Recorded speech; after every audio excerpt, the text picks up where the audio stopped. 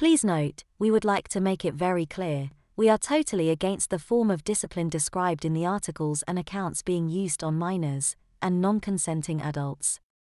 Although some of these accounts are fictional, and others may be an exaggerated reality, none of them are too far from the truth of what really happened back in those days.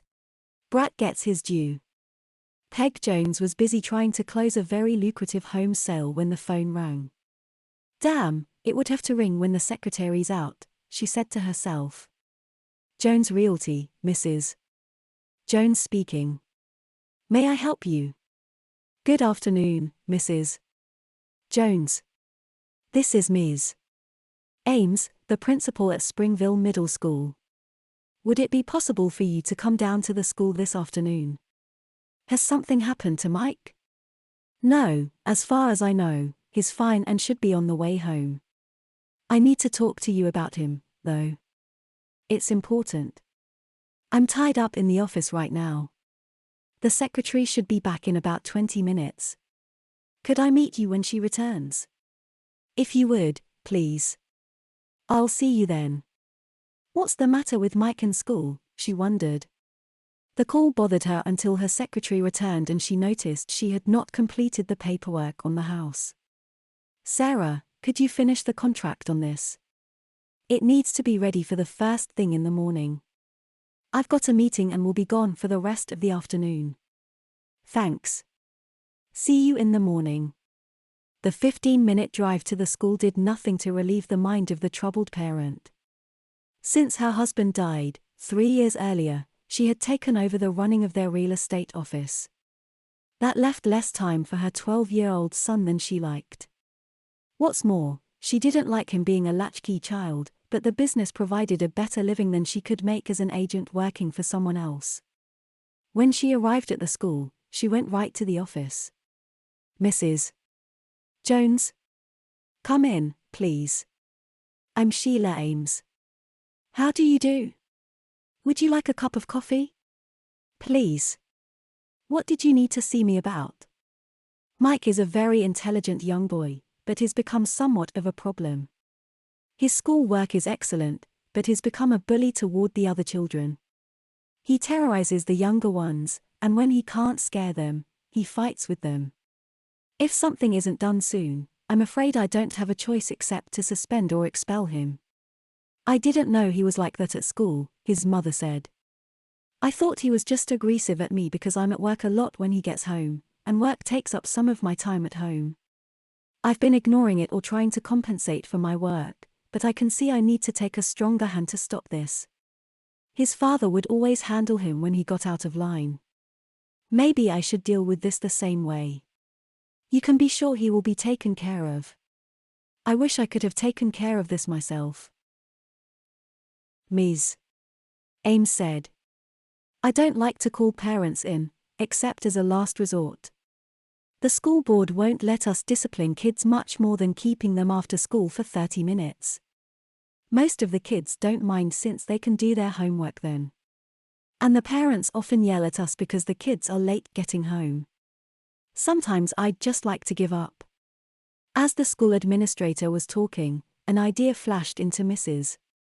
Jones' mind. Sheila, I have an idea I'd like you to consider. You can't discipline Mike here. I don't like him being at home alone after school and sometimes evenings and Saturdays. How would you like to have a second job? I would like you to become Mike's governess. I couldn't pay you much, but if you were willing, you could move into our house. It's much more than we need. I would know Mike was all right, and you would have a chance to help take care of the problem he's causing. Sheila thought about it for a moment. The rent savings alone would be enough, she thought. I think we might try it on a trial basis, she said. We'll do it as long as you would like, Sheila. If it doesn't work out, just tell me. I'm grateful that you're willing. We can start tonight, if you'd like. Fine. It's time for me to leave for the day anyway. Sheila followed Mrs. Jones home. When they opened the door to the house, Mike was nowhere to be seen.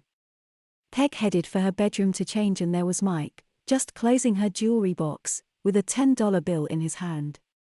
Just what do you think you're doing, young man? What's the big idea taking money from my room just like a common thief? I've been too easy on you. Ms. Ames tells me you've been acting up in school too. Mike looked up to the bedroom door and realized that his principal had walked in. I'm sorry, Mom. I was gonna tell you. You're not as sorry as you're going to be, young man. Mrs. Jones grabbed a hairbrush off of her dresser. Sitting down on the bed, Peg pulled Mike toward her. Things are going to change around here starting now. With that, she started to loosen his belt. Please don't, Mom. Not with Ms. Ames here. Why not? Ms. Ames is your new governess. She's not only gonna see you're behind getting a spanking, if need be, she has my permission to do the exact same thing I'm doing now. Tugging the young boy's pants and shorts to his knees, she pulled him across her lap. Raising the hairbrush, she brought it crisply across the left buttock just above the thigh. Smack. Ow. Do I, smack, make, smack, myself, smack, Claire, smack? Yes, Mom, the boy stammered out between sobs and howls. Smack, smack, smack. The brush beat a steady tattoo of spanks alternating between left and right side. The room was a constant pattern of noise, shifting between the sound of wood striking flesh and the young boy's blubbering sobs and howls of pain. After what seemed like an eternity, the spanking ended. Mrs. Jones had not missed one spot of her son's bottom, which now glowed as red as a summer sunset from hip to hip and top to bottom. If I ever find you've taken anything from my room without my permission again, I'll take the brush to you every day for a week. Understand me? Yes, Mommy, the boy blubbered. Now, you get your nose into that corner. Leave your pants down until I tell you. That spanking was for taking money out of the jewelry box. Ms. Ames will deal with your school behavior before you go to bed tonight.